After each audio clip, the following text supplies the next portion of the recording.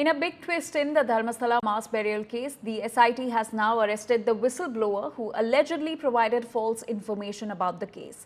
The accused has been identified as C.N. Chinnaya and has been remanded to 10 days of police custody. According to police sources, the arrest was made after inconsistencies were found in the statements and the documents provided by him.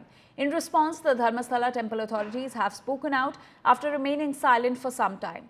They expressed gratitude for the support of the people and stated that truth always prevails. They also claimed that some individuals trying to malign their image, but because of the trust people have in them, the truth has come to light.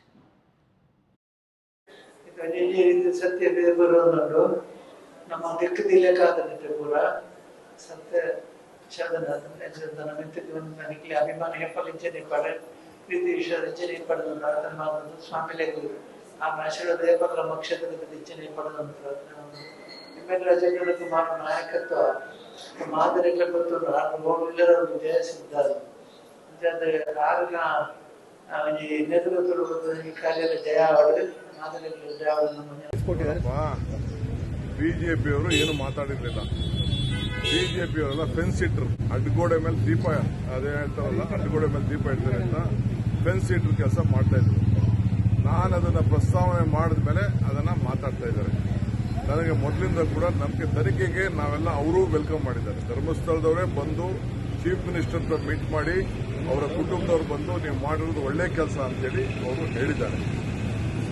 ಆಯ್ತಾ, ಅದನ್ನ ಬಾಲಕೃಷ್ಣ ಅವರು ಅಸೆಂಬ್ಲಿಲೂ ಕೂಡ ಪ್ರಸ್ತಾವನೆ ಮಾಡಿದ್ರು. ನಾನು ಅದನ್ನು ಮಾತಾಡೋಕೆ ಹೋಗಲಿಲ್ಲ. ಅದನ್ನು ಸೊ ಅವರು ಬಂದು ಅದಕ್ಕೆ ವೆಲ್ಕಮ್ ಮಾಡಿದ್ರು. ಇನ್ವೆಸ್ಟಿಗೇಷನ್ ನಡೀತಾ ಇದೆ. ಯಾರ್ಯಾರು ತಪ್ಪು ಇದ್ದಾರೆ ಅವ್ರನ್ನೆಲ್ಲ ನಾವು ಕ್ರಮ ಕೈಗೊಳ್ತೀವಿ ಅಂತ ನಮ್ಮ ಸರ್ಕಾರ, ಹೋಮ್ ಮಿನಿಸ್ಟರ್ ಹೇಳಿದ್ದಾರೆ, ಚೀಫ್ ಮಿನಿಸ್ಟರ್ ಹೇಳಿದ್ದಾರೆ, ನಮ್ಮ CLP ಹೇಳಿದ್ದಾರೆ, ಅಸೆಂಬ್ಲಿಲೂ ಹೇಳಿದ್ದಾರೆ. ಸೊ ಆ ಕೆಲಸ ನಾವು ಮಾಡ್ತಾ ಇದೀವಿ.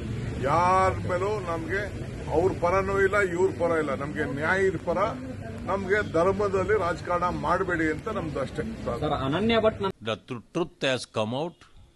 Everybody is telling a lie to defame the Hindu temple. Government has to take stringent action against these lie. People are spreading the wrong information about the temple and the Dharmasthala.